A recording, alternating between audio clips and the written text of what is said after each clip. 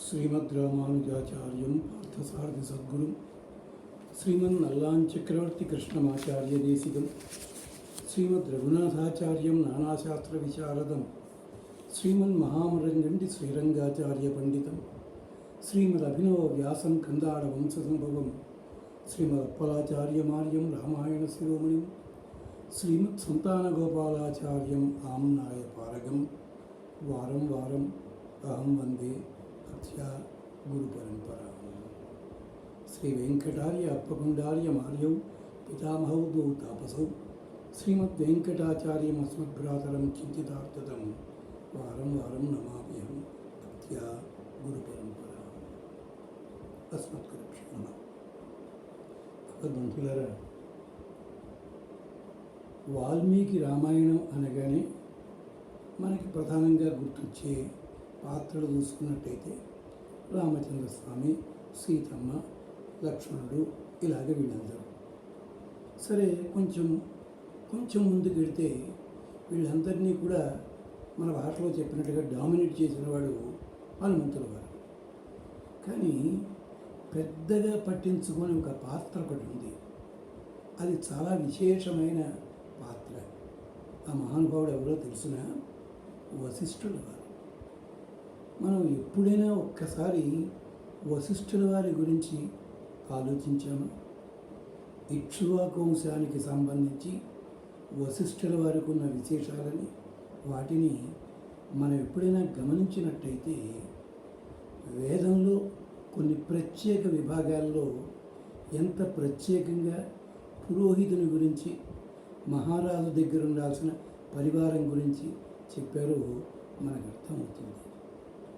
ఒక చోట ధౌమ్యుడు పాండవులకి చెప్తాడు, ఏమిటో తెలుసిన నాయన, నచ అనుశిష్యాత్ రాజానం అపృచ్ఛంతం కదాచన. మహారాజు దగ్గర పనిచేస్తున్నప్పుడు ఎప్పుడైనా సరే నువ్వు ఏ స్థాయిలో ఉండొచ్చు, ఆయన అడిగితే తప్ప, నోరు విప్పి చెప్తే తప్ప నీ అంతట నువ్వు ఎప్పుడూ అతడికి మార్గదర్శనం చేసే ప్రయత్నం చెయ్యకు. ఎంచేతంటే నీ గొప్పతనం ఏమిటో ఆయనకి తెలిసి ఆయన అడిగేలా చేయించుకోవాలి. అంతే తప్ప ఆయన అడక్కపోయినా కానీ నువ్వు మాట్లాడడం మంచిది కాదు. తూష్ణీంత్వేన ఉపాసీత. నువ్వు తూష్ణీభావంతో ఉపాసన చెయ్యి. కాలే సమభిపూజయేత్. ఏ సమయంలో ఏం మాట్లాడాలి, ఎంత మాట్లాడాలి, ఇంత మాత్రమే. అంతేకాదు, మరో మాట కూడా చెప్పాడు, గచ్చన్నపి పరాం భూమిం అపృష్ట అనియోజిత జాత్యం దైవ మన్యేత మర్యాదాం అనుచింతయన్. పుట్టు గుడ్డివాడు ఎలా ప్రవర్తిస్తాడో అలా ఉండాలి. సరి అయింది అవునా కాదా ఏమిటి అన్నది ఆలోచించద్దు. రాజుగా నిర్ణయం చేశాడు, దానికి ఎదురు తిరక్కు నువ్వు. అది అడిగింది నియోగించందే మాట్లాడకు నువ్వు. మౌనంగా ఉండు, తూష్ణీభావంతో. ఇదేమిటయ్యా గొడవ, ఇలా ఉంటే ఎలాగా అంటే, ఇలాంటి లక్షణాలన్నీ కూడా పూర్తిగా పాటించిన మహానుభావుడు వశిష్ఠుడు. కొన్ని సంఘటనలు మీరు చూడండి. పుత్రకామేష్టి విషయంలో ఎన్నో తరతరాలుగా ఇక్కడ ఉన్నాడే పురోహితుడు. 60,000 సంవత్సరాల పాటు తాను రాజ్య పరిపాలన చేస్తే, తన తండ్రి, తాతగారులు, ముత్తాతల దగ్గర నుంచి కూడా వశిష్ఠుడే కుల పురోహితుడై ఉండగా, పుత్రకామేష్టి చేస్తాను, ముహూర్తం నిర్ణయించండి అని ఆయన్ని అడగల. ఎవరిని పట్టుకొచ్చాడు? ఋష్యశృంగుని పట్టుకొచ్చాడు. అది విధానమేనా? కానీ వశిష్ఠుల వారు ఏమీ మాట్లాడలేదు. అలాగే విశ్వామిత్రుడు వచ్చాడు, ఏదో అడుగుతున్నాడు.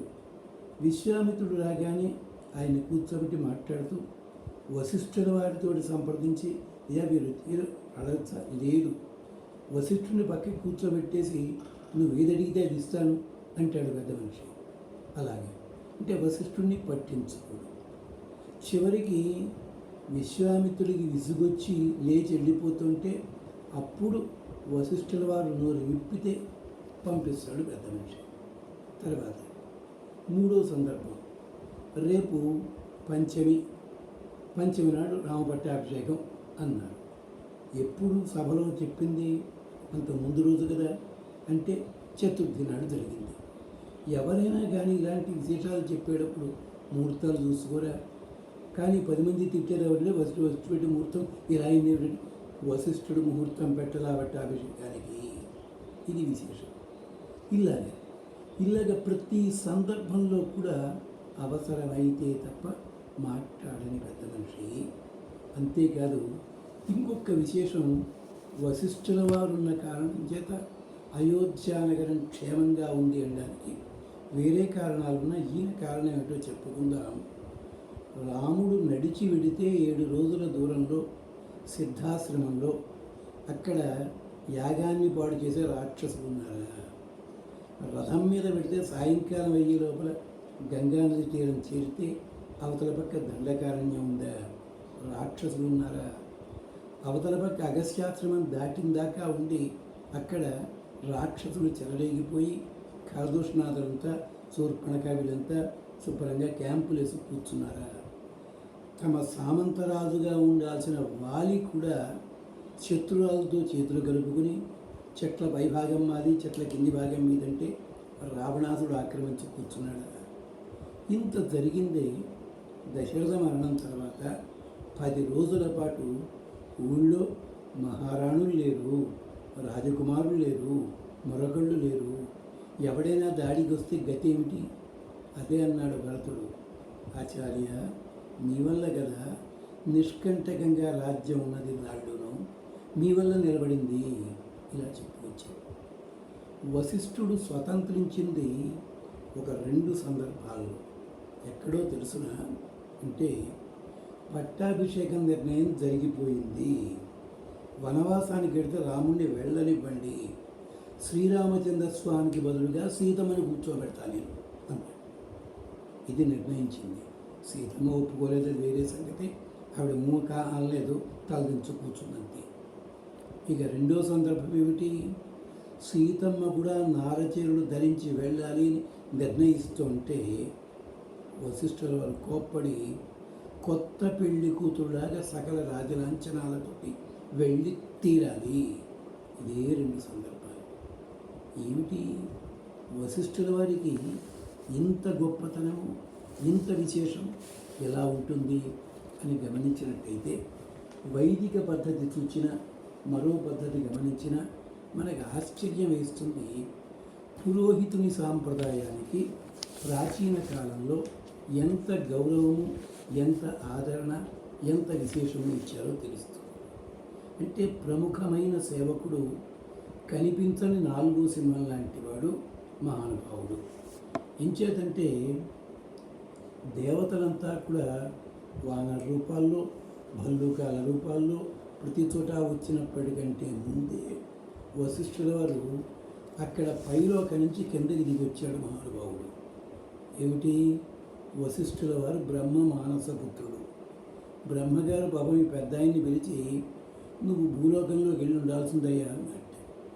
ఏమిటని అడిగాడు ఈయన. అడిగితే చెప్పాడు, ఇక్ష్వాకు వంశానికి పురోహితుడిగా వెళ్ళాలి నువ్వు అన్నాడు. నేను వెళ్ళనుగాక వెళ్ళనన్నాడు. ఎంచేత రాజుల సేవ భయంకరంగా ఉంటుంది, అందున యుగాలు ఉన్నాయి. నువ్వు చెప్పింది కృతయుగంలో చెప్తున్నా, కృతయుగం చివరి భాగంలో. ఆయన రామచంద్రస్వామిగా వస్తాడని త్రేతాయుగంలో, మధ్యలో ఇంకో యుగం ఉంది. కంగారు పడకండి, నేను యుగాలు తప్పు చెప్తున్నా అనుకోకండి. కృత, ద్వాపర, త్రేత, కలియుగాలని వరస. నిజానికి ద్వాపర అంటే ద్విగద 2వది, త్రేత అంటే 3వది. నిజానికి యుగాలు ఏం కావాలి, త్రేత 3వది కావాలి, ద్వాపరం 2వది కావాలి. ఇది విశేషం. అంటే ఎన్ని యుగాల సేపుని అక్కడ ఎదురు చూడాలి, నా వల్ల కాదన్నాడు. ఇంచేత మహారాజు దగ్గర సేవే కష్టం, అందులో పౌరోహిత్యం అంటే ఇంకా కష్టం. ప్రతి ఒక్కళ్ళు నెత్తెక్కి దొక్కుతారు. అంచేత రాజుల మత్తులు వారి సేవ నరకప్రాయం అంటాడు దూర్జిట ఒక చోట. అలా ఉంటుంది, నా వల్ల కాదు. ఏం చేస్తా లేదు, మాట ఇచ్చాను, నాకు సంబంధం లేదు. అందుకని వశిష్ఠుని కోసం అని చెప్పి యుగాలని తారుమారు చేశాడు బ్రహ్మదేవుడు అని పురాణాంతరాలను. అందుకని త్రేత ముందుకు వచ్చింది, ద్వాపరం కిందకు వచ్చింది. అందుకని నవమి అష్టమి కదా, అష్టమి నాడు కృష్ణావతారం, నవమి నాడు రామావతారం కదా. అంటే ఏది ముందు రావాలి, ఎందుకని మారిందన్నాడు చమత్కారంగా చెప్పడానికి. అదిగో అలాగా ఇది ఈ కథ అధ్యాత్మ రామాయణంలో మనకు కనిపిస్తుంది.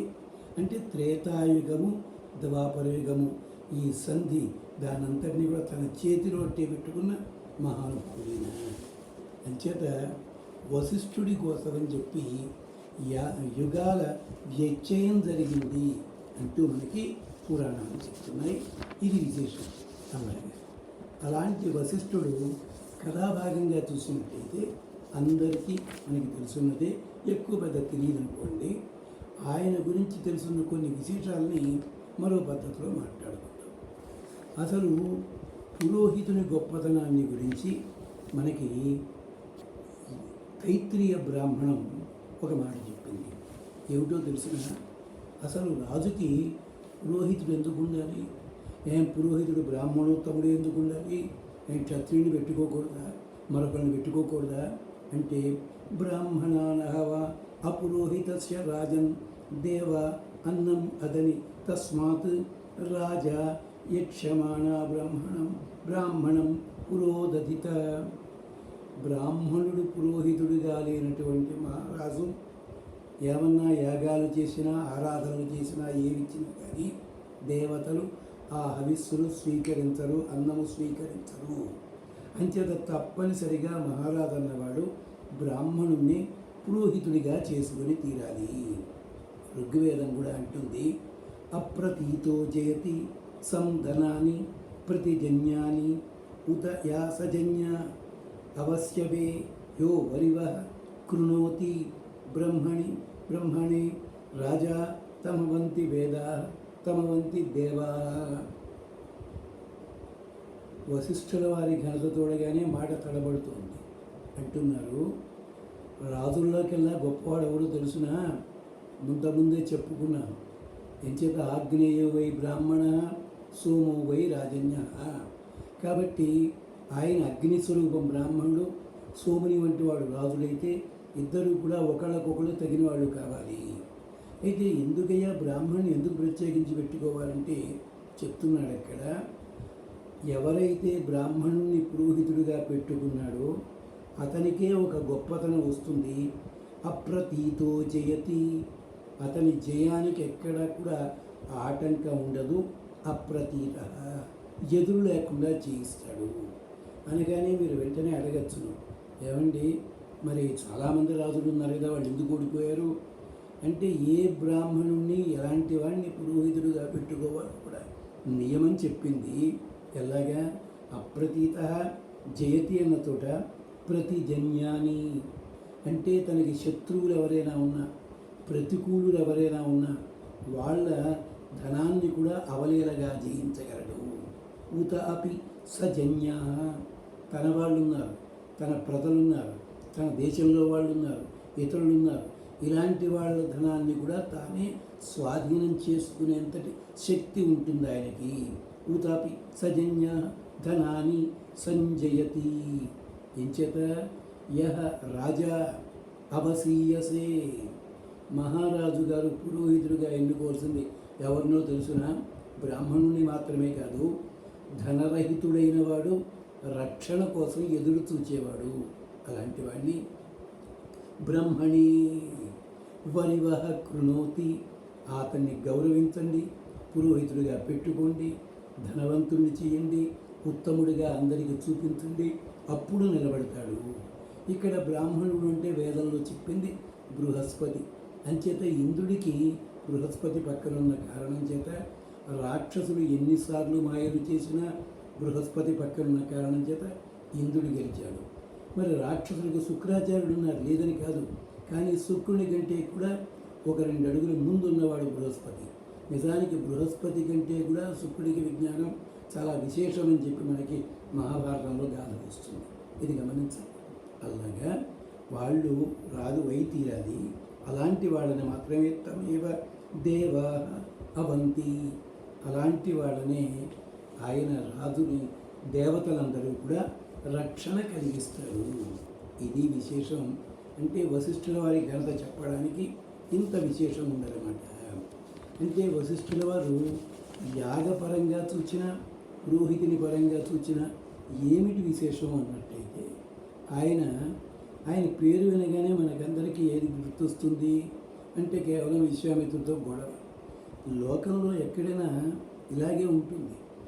ఏది గుర్తు పెట్టుకోలేదు గుర్తు పెట్టుకోం. ఇప్పుడు ఇందాక ఏమన్నారు, పురోహితుని ఎవరిని చేయమన్నారు? బ్రాహ్మణుడై ఉండాలి, వేదవేత్త అయి ఉండాలి. అంతేకాదు ఆ మహానుభావుడు స్థితిపరుడై ఉండకూడదు, ధనవంతుడై ఉండకూడదు, రక్షణ కలిగినవాడు కాకూడదు. అలాంటి వాడిని వెతుక్కుని పురోహితుడిని చేసుకోమన్నారు. వెతుకుని పురోహితుడిని చేసుకున్న తర్వాత ధనం ఇచ్చేసాడు అనుకోండి, ఆయన ఆ ధనాన్ని తాను వినియోగించుకోకుండా సమాజ క్షేమానికే వినియోగిస్తాడు. అది విశేషం. అలాగే రక్షణ కోరుకున్నవాడు, రక్షణ వచ్చింది, నాకు రక్షణ వచ్చింది కదా అని చెలరేగిపోడు. ఈ రక్షణ 10 మందికి ఉపయోగించాలి, ఇలాంటిది. కానీ ఇప్పట్లో చూడండి, ఎవరయ్యా గొప్ప భక్త, ఎవరు ఫలానా అంటే ఏమిటి, ఆయన ఏదో ఐఏఎస్ ఆఫీసర్ల ప్రాపకం ఉన్నవాడు, లేకపోతే 2 సెక్రటరీలు ఉన్నవాడు, అలాంటి వాడు గౌరవిస్తారు. అంతే తప్ప ఎక్కడో పల్లెటూళ్ళలోనో ఎక్కడో మరో చోట ఉంటారు, మహాపండితులు ఉంటారు, అద్భుతమైన వారు. వాళ్ళని పిలిచి ఎవరైనా మాట్లాడతారా? మాట్లాడరు. అంటే ఏమిటనమాట, పిఆర్ ఉండాలి, పబ్లిసిటీ రేట్లు ఇవన్నీ కూడా ఉంటే తప్పలేదు. కానీ వేదం చెప్తోంది అలా కాదు నాన్న, ఇది పద్ధతి, అలా ఉండాలి. తద్వారా వాళ్ళ వల్ల క్షేమం కలగాలి. మన లోకంలో చూస్తుంటాం, వారి ఉపన్యాసం విన్నప్పుడు అబ్బా ఎంత దగ్గరగా ఉన్నారు అనిపిస్తుంది. ఒక్కసారి ఇక్కడికి వెళదామన్నట్టయితే నా జగన్నాథ పండితరాయలు ఒక తోట అన్యాపదేశాల హరి అన్న తోటలో తోట చమత్కరించాడు. దానికి పింగళ లక్ష్మీకాంతం గారు చాలా అందమైన అనువాదం రాశారు. ఓ చంద్రభుజట్ట, నువ్వు చాలా గొప్పదానివి, ఆశాంత ప్రసరత్ భవత్ పరిమళ వ్యాకృష్యమాండని. ఎంతో దూరం దాకా వస్తున్నటువంటి సువాసన ఆఘ్రాణించి ఎంత గొప్పగా ఉన్నావో చూడ్డానికి వచ్చాను. నీ చెట్టు కొమ్మ మీద ఏమో పాములు, చుట్టూ ఏమో ముళ్ళు ఉన్నాయి, మేలవుగా నీకు పాటీరమా. సమాజంలో ఎవరెవరు అలా ఉన్నారో మీరు చూడవచ్చును, అది పద్ధతి. కానీ వశిష్ఠుడు బ్రహ్మమానస పుత్రుడై ఉండి కూడా తండ్రి గారి ఆదేశం కోసమే వచ్చాడు. ఎక్కడా నేను ఇక్ష్వాకుల వంశానికి పురోహితుడిని కానీ ఇలా చేస్తాను అని ఎక్కడా మాట్లాడలేదు. ఆఖరికి కూడా మర్యాద పద్ధతి లోపల భరతుడిని రాజ్యం తీసుకోవయ్యా, నువ్వు మీ నాన్న చెప్పాడు అని అన్నాడు. అలాంటప్పుడు భరతుడు నిండు సభ లోపల గర్హించి మాట్లాడాడు, అయినా వశిష్ఠులు మాట్లాడలేదు. జగర్హేచ పురోహితం అని అంటాడు వాల్మీకి. అలాంటి వాడు వశిష్ఠుడు. ఈ వశిష్ఠుని గొప్పతనానికి పరాకాష్ఠ ఏమిటి అంటే, విశ్వామిత్రుడు వచ్చినప్పుడు అతనికి చక్కగా భోజనాదులన్నీ ఏర్పాటు చేశాడు. అదేమిటయ్యా, ఇంటికి ఎవడైనా అతిథి వచ్చినట్టయితే భోజనం పెట్టడం కూడా గొప్ప విశేషమైన అని అడుగుతారా మీరు? అతిథికి భోజనం పెట్టడం పెద్ద విశేషం కాదు. ఆయన రాముడు వచ్చాడు, భరద్వాజుడు ఏం చేశాడు, కందమూలాలు ఫలాలు పెట్టి పంపించేశాడు. అదే భరతుడు వచ్చాడు, మంచి 32 పిండి వంటలతోటి మరొకటి ఒక్కొక్క సైనికుడికి 2 సప్సరసలు ఇంత హడావిడంతా చేశాడు. ఇదేమిటయ్యా అంటే ఒక ఆయన చమత్కరించాడు రండి. అవ్వబోయి మానేసిన రాజేమో రాముడు, అవబోతున్న రాజేమో భరతుడు. కనుక పొలిటికల్గా కూడా చూసినట్టయితే అధికారం ఎవరికి వస్తుందో, ఎవరి చేతిలో ఉంటుందో వాడిని అంతా గౌరవిస్తారు, అధికారం నేను వాడిని గౌరవిస్తారయ్యా అన్నాడు మహానుభావుడు. దాని అర్థం అది కాదు. సరే, వేరే వేదాంతార్థం కూడా చెప్తారు, పక్కన అడ్డే పెట్టండి. వేదం చెప్పింది, యావద్భిరాజా వై అనుచరై ఆగచ్చతి తేభ్యో ఆతిథ్యం క్రియతాం. బాబు, మహారాజు కంటే కూడా ముందుగా మహారాజ పరివారాన్ని గౌరవించండి.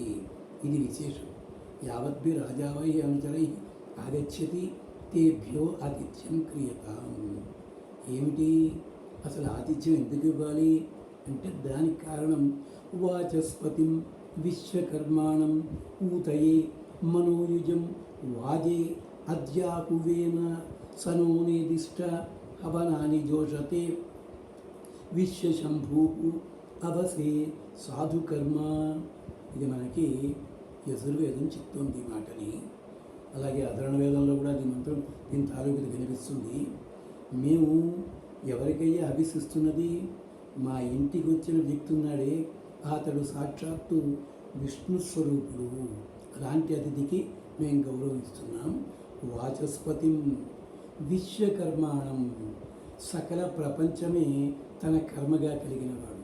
వాచస్పతి అంటే వాక్ అంటే వేదవాక్కు, వాటన్నిటికీ కూడా మూలమైనవాడు పరమాత్మ. అలాంటి వాచస్పతిం విశ్వకర్మాణం, సకల ప్రపంచమే తన కర్మగా కలిగినవాడు. ఆయన్ని ఊతయే, మా రక్షణ కోసం అని చెప్పి మేము ఆతిథ్యం ఇచ్చినందువల్ల ఆయనకి ఏదో ఉపయోగం కాదు, తద్వారా మాకు నైతిక బలము, శారీరక బలము ఇవన్నీ కూడా మాకు ఏర్పడి మాకు రక్షణ కలుగుతుంది. మనోయుజం, మనస్సుని మంచి కర్మలతో కలిపేవాడు ఆయన. మనోయుజం వాజే అద్యాహువేమ సనో నిర్దిష్ట హవనాని జోషతి. మేమైతే ఇస్తున్నామో ఇక్కడ స్వామివారి సందర్భంలో ఏవైతే ఇచ్చుకుంటున్నామో ఇవన్నీ కూడా హవనాని జోషతి, ఇవన్నీ స్వీకరించి విశ్వశంభూకు అవసే సాధు కర్మ, మమ్మల్ని సాధువుల కర్మల లోపల నడిపించడానికి తగినట్టుగా అతడు ప్రవర్తించుగాక అంటూ అన్నారు. కాబట్టే విదురుడు కూడా ఒక చోట ధృతరాష్ట్రుని చివాట్లు పెట్టాడు.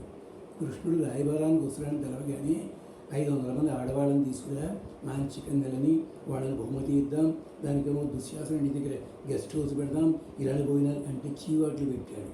ఏమిటయ్యా, లంచమిచ్చి జనార్దన కొనగలంచితే ఏమన్నా ఆలోచన ఉందా? పాదావనేచనాత్ అన్యాత్ కుశల సంప్రశ్నాత్, చేతనైతే వెళ్ళి దండం పెట్టు, కలశంతో ఎదురురా, లేదంటావా బాగున్నావా అని పలకరించు, అంతే. ఇలా మామూలు మాటలకే తప్ప అలాంటి వాటికి లొంగిపోతాడనుకున్నావా? ఆతిథ్యం ఇచ్చేందుకు మర్యాదలు కూడా ఉంటాయి, పద్ధతి చూసుకోవాలి అంటారు. అలాంటి ఆతిథ్యాన్ని, అలాంటి అద్భుతమైన విందుని విశ్వామిత్రుడికి ఇస్తే విశ్వామిత్రుడు ఏం చేశాడో తెలుసు కదా, ఎన్ని ఇబ్బందులు పెట్టాడో తెలుసు కదా. అలాంటి ఇబ్బందులు పెట్టిన విశ్వామిత్రుడిని కూడా చివరిగా అతనికి యోగ్యతాపత్రం ఇవ్వాలంటే వశిష్ఠుడే రావాల్సి వచ్చింది. బ్రహ్మర్షి అన్న మాట పదవి ఇచ్చాడు. ఆ వశిష్ఠుడి దగ్గరికి మళ్ళీ వచ్చినప్పుడు దశరథుడి దగ్గరికి రాముడు కావాలంటే ముందు వెనక చూడకుండా పంపించవయ్యా అన్నాడు. ఆయన చేత శ్రేయస్సు కలిగిస్తాడయ్యా ఆయన అన్నాడే. ఇలాంటి నిష్కల్మషమైన హృదయం కలిగినవాడు. అంతేకాదు తాను కేవలము రాజుకి సేవకుడిగా ఉంటాడు కనుక పుత్రకామేష్టి చేసేటప్పుడు భగవంతుని ఆహ్వానించేందుకు ఎవడుండాలి? వశిష్ఠుడంటే ఇంద్రియములని వశము లోపల అట్టే పెట్టుకున్నవాడు మాత్రమే. అతని వల్ల కాదు, ఋష్యశృంగుడు కావాలి. అంటే వెతకడంలో శ్రేష్ఠుడు, వెతికి భగవంతుణ్ణి పట్టుకోవడంలో విశేషమైన పరిజ్ఞానం కలిగిన వాడు ఆ మహానుభావుడు కావాలి. అందుకని చెప్పి అలాగా వశిష్ఠుడు అన్ని రకాలుగా ఒక ప్రత్యేక స్థానం. అన్నిటికంటే ముఖ్యమైనది వశిష్ఠుల వారికి గృహిణి అరుంధతీదేవి. ఈవిడ కథ కూడా బ్రహ్మాండంగా పురాణాల్లో కనిపిస్తుంది, వేదంలో కూడా కనిపిస్తుంది. అరుంధతి గొప్పతనం ఒక్కటే ముక్కలో చెప్పుకుందాం. ఆవిడ కోరుకున్న వరం ఒకటే, నా చూపు మొదటిసారిగా ఎవరి మీద పడితే అతడే నాకు భర్త కావాలి. మరి ఇతరులెవరూ కూడా నా మీద వేరే దృష్టితో చూడడానికి అవకాశం లేని సౌందర్యం నాకు ఉండాలి. అంతేకాదు ఆ దృష్టి వాడికి కలగకూడదు, కలిగినట్టయితే వాడు నాశనం అవ్వాలి. ఇలాంటి స్థితి నాశనం అవడం ముందుగా అసలు కలగడానికి వీల్లేదు. చేతని వివాహంలో కూడా అరుంధతి నక్షత్రాన్ని చూపించడంలో ఉన్న అంతరార్థం అది. ఇది విశేషం అన్నమాట. అలాంటి అరుంధతిని భార్యగా కలిగిన వాడు మహానుభావుడు. తన సంతానాన్ని విశ్వామిత్రుడు ఎంత ఇబ్బంది పెట్టినా కూడా తానెక్కడ నోరు విప్పనివాడు మహానుభావుడు. ఆ వశిష్ఠుడి గురించి ఋగ్వేదం ఏం చెప్పింది, అధర్వవేదం ఏమని చెప్పింది అంటూ చూసేటప్పుడు వశిష్ఠుడు అంటే వశిష్ఠ శబ్దము అగ్నికి పర్యాయపదంగా ఉపయోగించారు. అది విశేషం. అంటే అగ్ని వంటివాడు. ఎలాగా, ఎందుకని అగ్ని వంటివాడు అంటే నిస్వార్థపుడు. ఆ వేదమంత్రాలు చెప్పుకునే ముందు ఒక చిన్న సన్నివేశం. దశరథుడు చేసిన కొన్ని తప్పులు ఏమిటో తెలుసిన, గురువు గారు నడకుండా ముహూర్తం పెట్టిన మాట సరే, అది అయ్యింది. కానీ ఇదేదో రోజు ఇలాంటి చేస్తాడని తెలుసుంటే ఆయన వశిష్ఠుల వారు అంతకుముందే అన్ని ఏర్పాట్లలోనూ ఉన్నాడు పట్టాభిషేకానికి. కాబట్టి చూడండి, ఇక్కడ వెంటనే అనేసిన దాకా ఉండి ఇవన్నీ ఏర్పాటు చూసుకోండి అంటే తదేత్యాహ తథా అన్నట్ట, వెళ్ళొచ్చి అన్నీ సిద్ధం అన్నట్ట. అంటే 2 నిమిషాల్లో అయిందనే కాదు, ఇదేదో తయారవుతుంది, ముహూర్తానికి రెడీ అవుతుందని ఇంతకు ముందుగా కొన్నాళ్ళ నుంచి వశిష్ఠుల వారు ఆ ప్రయత్నంలోనే ఉన్నారు. అది విశేషం. రెండో పొరపాటు దశరథుడు చేసింది ఏమిటో తెలుసిన, పట్టాభిషేకం రాముడికి రాముడికి రాముడికి అంటున్నాడు తప్ప సీతమ్మ సంగతి చెప్పటం లేదు. ఈ పొరపాటును సవరించాడు 14 ఏళ్ల తర్వాత.